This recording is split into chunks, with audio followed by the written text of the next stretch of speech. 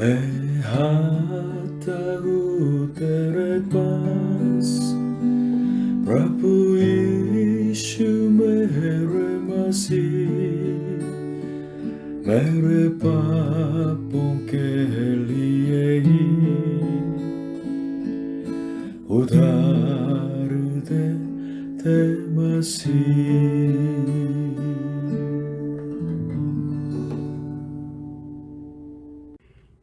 Hallelujah. प्रभु यीशु मसीह जी आप सभी को आशीष दे।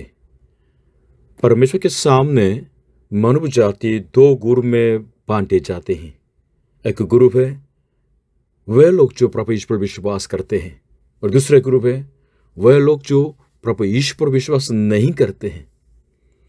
बाइबल इसके बारे में बहुत स्पष्टता से बताते हैं। एक उदाहरण है यूहन्ना की किताब 3 अध्याय 16 में, जॉन 3:16 में इस तरह है, क्योंकि परमेश्वर ने जगत से ऐसा प्रेम रखा कि उसने अपना इकलौता पुत्र दे दिया, ताकि जो कोई उस पर विश्वास करे वह नाश न हो परंतु अनंत जीवन पाए। In English, for God so loved the world that he gave his one and only Son, that whoever believes in him shall not perish but have eternal life। इस वचन से स्पष्ट है, अगर प्रभु यीशु पर विश्वास करेंगे आप पाप क्षमा पाएंगे और अनंत जीवन पाएंगे। अगर उसी पर विश्वास नहीं करेंगे आप पापी ठहरेंगे, नाश हो जाएंगे।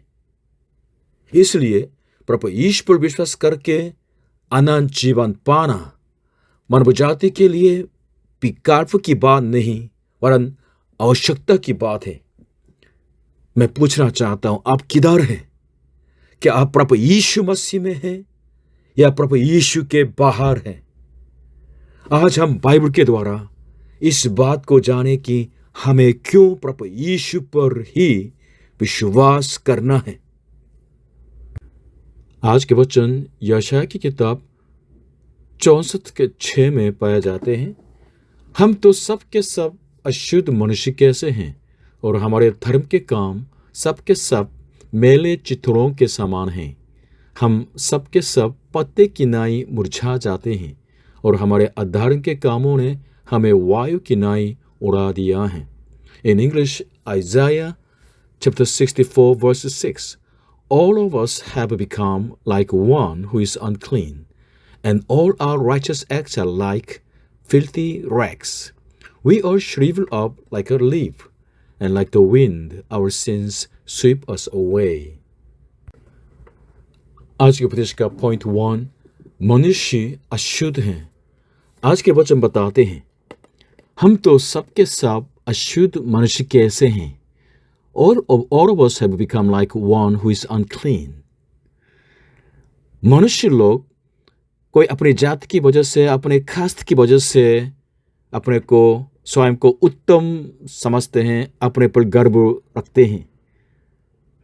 लेकिन बाइबल क्या बताती है? बाइबल बताती है कि हम सब आदम के संतान हैं। इसका मतलब कि हमारे अंदर बहुत प्रमुख जो समानता है वो क्या है? हम सब आदम के संतान हैं। आदम जैसे हमने पाप किया है, इसलिए हम मानव जाति सब अशुद्ध हैं। क्यों? पाप की वजह से। आप अपने बारे में क्या सोचते हैं? अपने को बिल्कुल अशुद्ध, अपवित्र इंसान समझते हैं, या अपने धर्म की वजह से, कोई अच्छा कर्म की वजह से, खास की वजह से, अपने नैतिकता की वजह से अपने को शुद्ध समझते हैं? परमेश्वर आपके बारे में क्या सोचते होंगे? स्पष्ट है आज के वचन के द्वारा, आपके पापों की वजह से परमेश्वर आपको अशुद्ध समझते हैं। पाप की वजह से परमेश्वर आपसे संगति नहीं रख सकते हैं।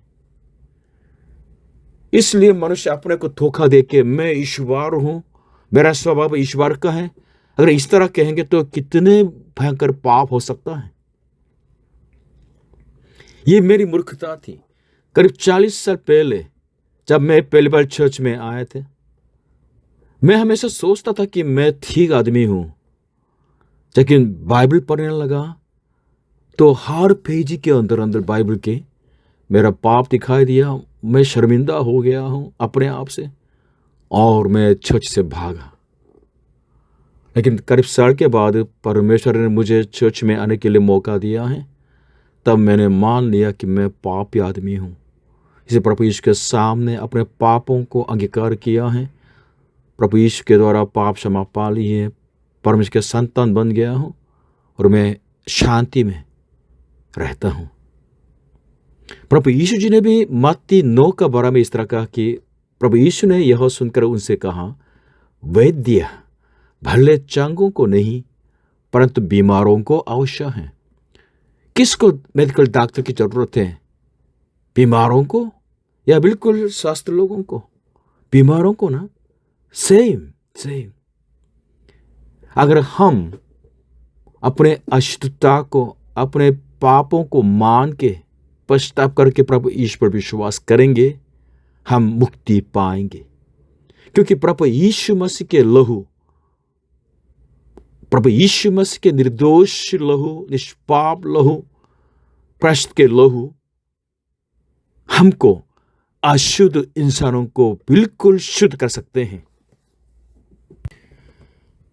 आज के उपदेश का पॉइंट 2, हमारे धर्म के काम बेकार हैं।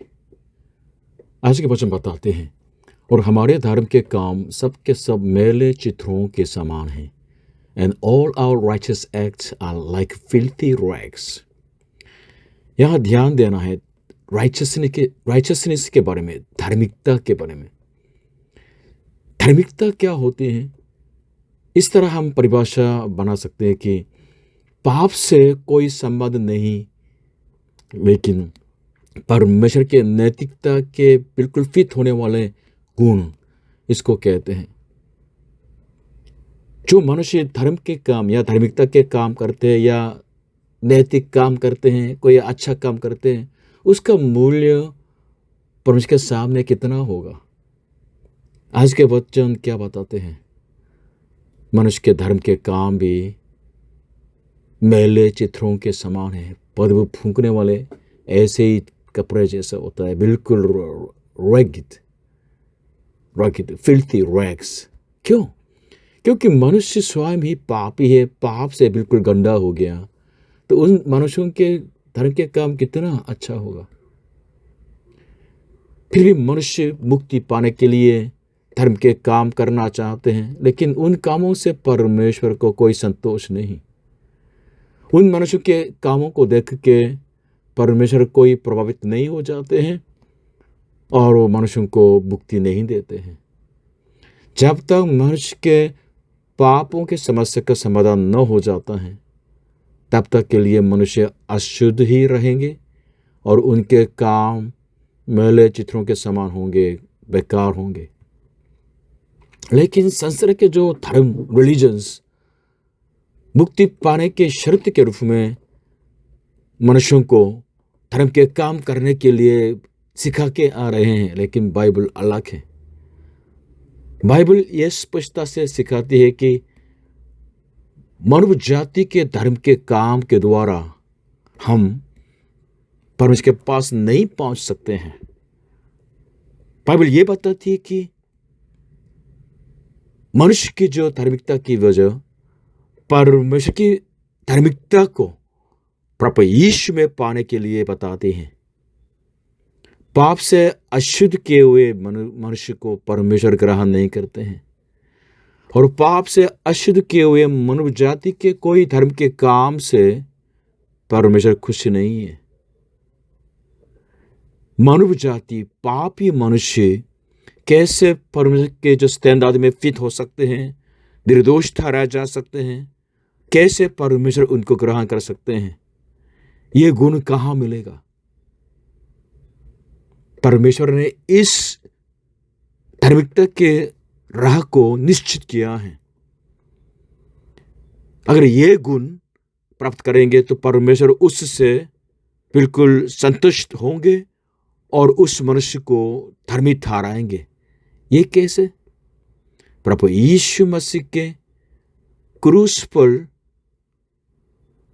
प्रायश्चित के जो मौत है और उनके पुनरुत्थान पर विश्वास करना, प्रभु यीशु जी ने ही मनुष्य के लिए धार्मिकता का कार्य पूरा किया है। इसलिए जो कोई प्रभु पर विश्वास करते हैं तो प्रभु यीशु में वो सिद्ध धार्मिकता है उसको पाते हैं, और उसी की वजह से परमेश्वर आपको ग्रहण करते हैं।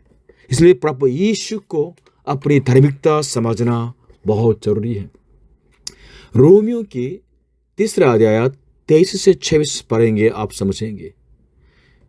इसलिए कि सबने पाप किया है और परमेश्वर की महिमा से रहित है, परंतु उसके अनुग्रह से उस छुटकारे के द्वारा जो मसीह यीशु में है संतमंत धर्मी ठहराए जाते हैं। उससे यानी यीशु को परमेश्वर ने उसके लहू के कारण एक ऐसा प्रायश्चित ठहराया जो विश्वास करने से कार्यकारी होता है कि जो पाप पहले किए गए और जिनकी परमेश्वर ने अपनी सहनशीलता से आनाकानी की, उनके विषय में वह अपनी धार्मिकता प्रकट करे, वरन इसी समय उसकी धार्मिकता प्रकट हो कि जिससे वह आप ही धर्मी ठहरे और जो ईश्वर पर विश्वास करे उसका भी धर्मी ठहराने वाला हो। परमेश्वर उन लोगों को जो प्रभु पर विश्वास करते हैं धर्मी ठहराते हैं। मतलब पापी मनुष्य जब प्रभु पर विश्वास करेंगे धर्मी ठहराए जाते हैं, अनुग्रह से संत में तो मुक्ति पाते हैं।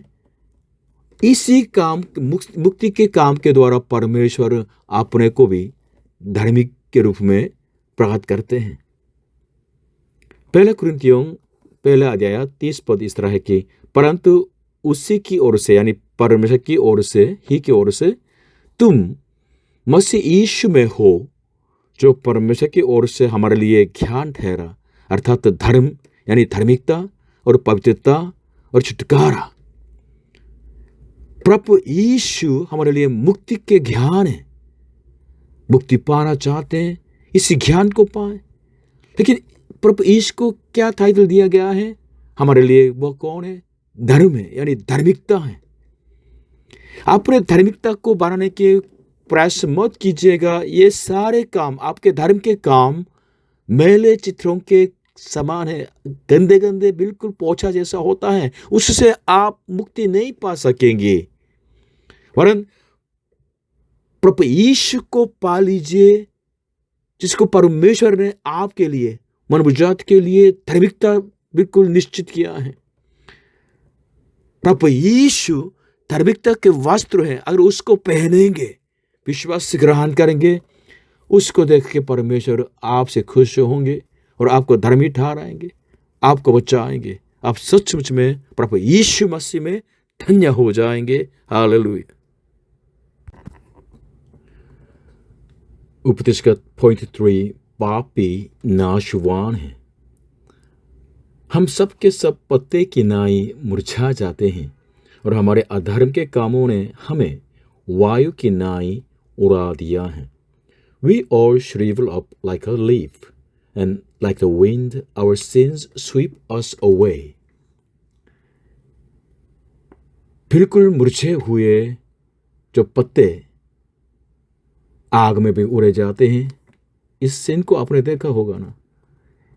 ये वास्तव में पापी के नियति है, पापी का रूप है। याद रखिए कि मनुष्य के जो भला काम कभी उनके पापों को मिटा नहीं सकता।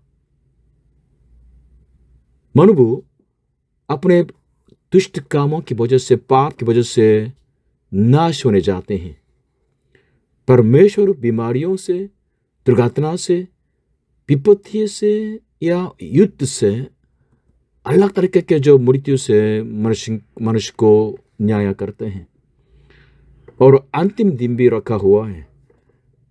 उस दिन परमेश्वर सारे मानव जाति को न्याय करेंगे, और मानव जाति के न्याय करने के लिए एक व्यक्ति आने वाले हैं। वो कौन? प्रभु यीशु मसीह, जो दोबारा इस दुनिया में जो आएंगे। प्रभु यीशु मसीह न केवल हमारा सृजनहार है, न केवल मुक्तिदाता है, वरन वो न्यायी भी है। सारे यूनिवर्स को जज करने वाले प्रभु यीशु मसीह है। इसलिए उसके दूसरे आगमन से पहले प्रभु ईश्वर विश्वास करना है। कभी मुरझे हुए और हवा में उड़ाने वाले ऐसे बिल्कुल, और बाद में आग में झोंके जाने वाले पत्ते जैसे मौत से लीजिएगा। प्रभु यीशु को मेरे मुक्तिदाता के रूप में, मेरे परमेश्वर के रूप में आप ग्रहण कीजिएगा, तो प्रभु यीशु के लहू आपको अशुद्ध पापी को बिल्कुल शुद्ध कर सकते हैं। आपके बिल्कुल गंदे गंदे कपड़े को उतार देंगे और आपको प्रभु यीशु अपनी धार्मिकता के शुद्ध वस्त्र को पहनाएंगे और सचमुच में आपको बचाएंगे। आपके जीवन धन्य हो जाएंगे। हालेलुया। प्रिय भाई बहनों, आज हमने वचन के द्वारा देखा कि पापी के तस्वीर क्या है। वो है जो मुरझे हुए और हवा में उड़ते हुए जो पत्ते और आग में झोंके जाने वाले। लेकिन जो प्रभु ईश्वर विश्वास करते हैं तो परमेश्वर उनको धर्मी ठहराते हैं, उनको धन्य बनाते हैं। इसी तस्वीर जैसे हैं, बिल्कुल नदी के किनारे लगे हुए जो पेड़ जैसे होते हैं। इसलिए भजन संहिता पहले अध्याय 3 पद में इस तरह तुलना करके बताते हैं कि वह जो प्रभु यीशु में धर्मी हो जाते हैं उस वृक्ष के समान है जो बहती नालियों के किनारे लगाया गया है और अपनी ऋतु में फलता है और जिसके पत्ते कभी मुरझाते नहीं। इसलिए जो कुछ वह पुरुष करे वह सफल होता है। परमेश्वर प्रभु यीशु में आपको शुद्ध करें और सचमुच में आपको आशीष करें। आप प्रभु यीशु मसीह में फलदायक जीवन जीने पाएं, धर्मी ठहराए जाके। हालेलुया।